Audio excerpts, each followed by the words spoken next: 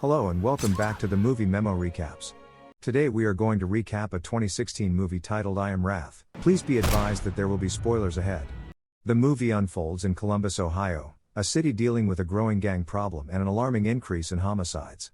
Governor John Messer proudly asserts that crime rates have drastically fallen, providing some peace to the difficult metropolitan scene. Nonetheless, distress prevails, and protests break out in reaction to a contentious pipeline project plan. In an unexpected twist, Governor Messer announces an unbiased environmental assessment, causing enthusiasm among the Hill family.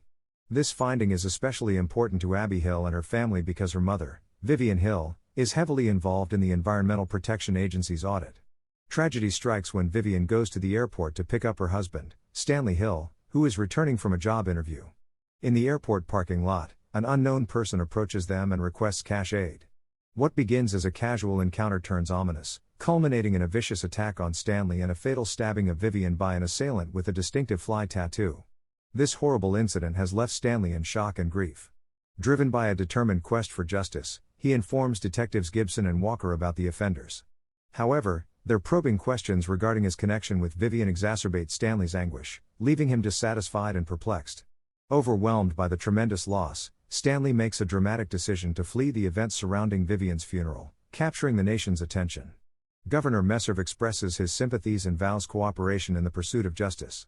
The next day, at the investigators' request, Stanley returns to the police station to identify those responsible for the horrific incident.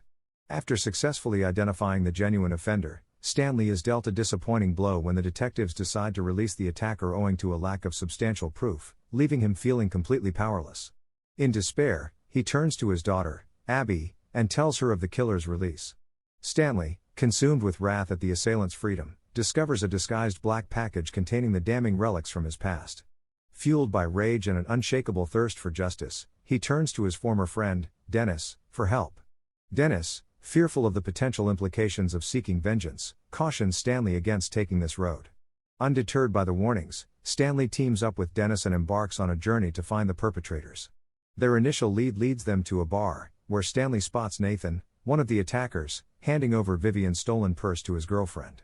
This encounter leads to a dramatic confrontation in which Stanley subdues Nathan, who hints to a hidden motivation for Vivian's sad murder. As they consider their next moves, an unexpected twist occurs. A gang member secretly records the disposal of Nathan's body and informs the notorious crime lord, Lemmy K., of the situation. In reaction, Lemmy K. instructs Charlie Fly, the man who murdered Vivian, to kill both Stanley and Dennis. Faced with this approaching threat, Dennis leads Stanley to a hidden basement stocked with training equipment and a cache of weapons from their past, ready for the impending peril. Dennis hacks into a broken phone found by Nathan and discovers a contact related with the zombie tattoo shop. This relationship appears to be critical in uncovering the facts about the unfortunate incident, bringing them closer to understanding the motives behind the murder. As the story progresses, Lemmy K., the powerful crime boss, takes action. He approaches detectives Gibson and Walker, asking that they identify those responsible for the deaths of his gang members. A shocking revelation surfaces, revealing the corrupt detective's role in a diabolical collaboration with Lemmy K. They have reached an agreement to protect Lemmy K.'s henchmen from punishment in exchange for their quiet on a damaging video that could expose Governor Messer's son. This video is nothing short of frightening, depicting the governor's son committing a horrible crime that included the murder of his girlfriend and the selling of hazardous crystal narcotics. Lemmy K. uses this incriminating tape as leverage, threatening to reveal it to the public if the cops fail to catch the perpetrators. During the commotion of the inquiry, Detective Gibson meets with Governor Messer and explains Lemmy K.'s role in the crime. The governor, now aware of the impending scandal and the gravity of the situation, asks the detective to uncover the truth about the recent crimes.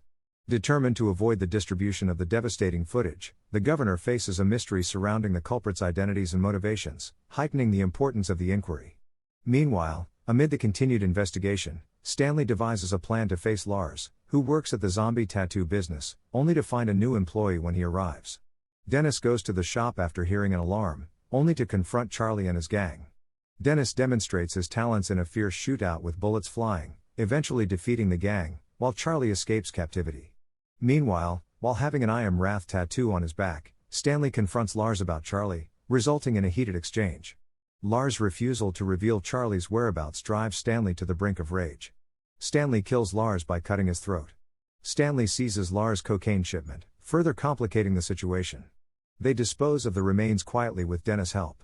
Driven by tremendous guilt and anguish over his mafia history and Vivian's untimely death, Stanley seeks refuge at a church. There, he unburdens his soul before a priest, admitting his faults and pleading for pardon. During the pandemonium, Abby visits Stanley's house with the intention of gathering her mother's stuff. To her surprise, Abby uncovers a slew of weaponry and gang-related paraphernalia littered throughout the property.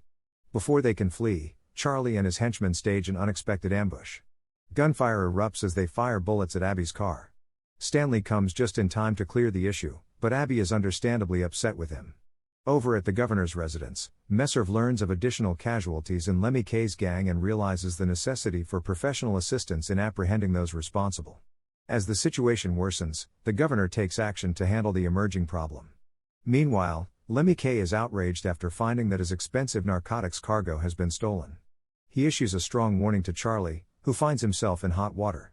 Unbeknownst to Charlie, Stanley, disguised in the basement of a barbershop, obtains Charlie's contact details from Lars' phone.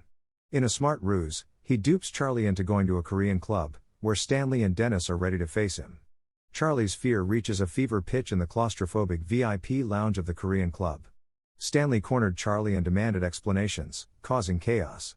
In a state of stress, Charlie unintentionally reveals that Lemmy K was the mastermind behind the horrific incident.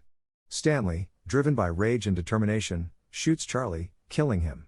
Armed men approach in on Stanley and Dennis, but with incredible coordination, they narrowly avoid capture. Back in their underground refuge, Dennis shares a frightening secret about the ruthless crime leader Lemmy K. Stanley, concerned for his family's safety, decides to shift them to a motel. When Stanley returns home, he is surprised. According to the study, Governor Messer forced Vivian into concealing the concerns of water contamination related to the pipeline project. Listening to a voicemail left by Vivian confirms his concerns that her murder was staged to conceal the results of her environmental evaluation. As the pieces of this complex puzzle fall into place, Stanley becomes more motivated than ever to discover the truth and seek justice for his wife. Lemmy K and his gang launch an unexpected and terrifying assault on Abby and her family, putting them under intense pressure. Abby successfully transmits a coded message to Stanley, alerting him to the perilous situation. He immediately contacts Dennis for essential backup. Stanley and Dennis arrive at the location and confront Lemmy K and his scary crew, resulting in a tense confrontation. Abby is apprehended, and Dennis is shot during the conflict, but his tenacity shines through as he recovers and defeats Lemmy K's assailant. Stanley engages in a violent battle with Lemmy K, determined to obtain information. The outcome of Vivian's case, as well as Abby and her family's safety, hang in the balance as they continue their effort to hold those responsible accountable. However, just as Lemmy K is about to identify the genuine murderer, crooked Detective Gibson takes merciless action, shooting him in an attempt to conceal the truth. Despite the overwhelming corruption around him, Stanley remains steadfast in his objective and refuses to sacrifice his integrity. A tense standoff ensues as Gibson's backup detective, Walker, attempts a move but is quickly disabled by Dennis. Gibson's efforts to talk with Stanley fail. Stanley restrains Gibson by handcuffing him to the steering wheel of his car, while Walker is confined in the trunk. He forces Gibson to drive him to Governor Messerv's estate, where a sinister web of deception slowly unravels, laying the groundwork for a final encounter. During the difficult ride, Gibson uncovers the horrific truth about the governor's illicit actions, shedding light on why Lemmy K and his allies have evaded the law. The disclosures have weighed heavily on Stanley as he grapples with the scope of wrongdoing. When he arrives at the mansion, Gibson begs Stanley to release him so that he talks to the governor on his behalf. Instead, Stanley renders Gibson unconscious with a heavy strike to the head. Stanley neutralizes the guards and sets up a trap for Gibson, causing the car to explode though Walker escapes from the trunk. With the impediments removed, Stanley faces little resistance in dispatching the remaining security personnel. Stanley storms into the mansion, determined to confront Governor Messerv and reveal the full scope of the conspiracy. A furious brawl breaks out within the mansion, with Messerv initially gaining the upper hand and holding a shotgun to Stanley's head. However, in a surprising turn of events, Messerv admits to the murder of Stanley's wife. He explains that he killed her because she refused to take part in his crooked schemes. Stanley, overcome with sadness and hatred, turns the tables on Messerv, fatally stabbing him, bringing their battle to a spectacular finale. News of the break-in at the governor's mansion circulated rapidly, attracting a swarm of police officers who surrounded the property. Despite almost escaping, thanks to a bulletproof vest provided by Dennis, Stanley gets arrested. After a revelation that he will be taken to a federal prison hospital, Abby sneaks into his hospital room for an emotional farewell hug, capping off this thrilling and tumultuous series of events.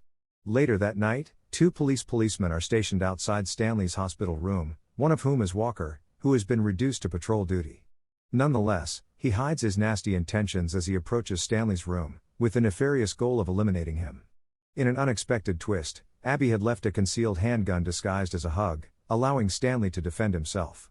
In this unexpected turn of events, Dennis, dressed as a doctor, plays a critical part in planning their daring escape.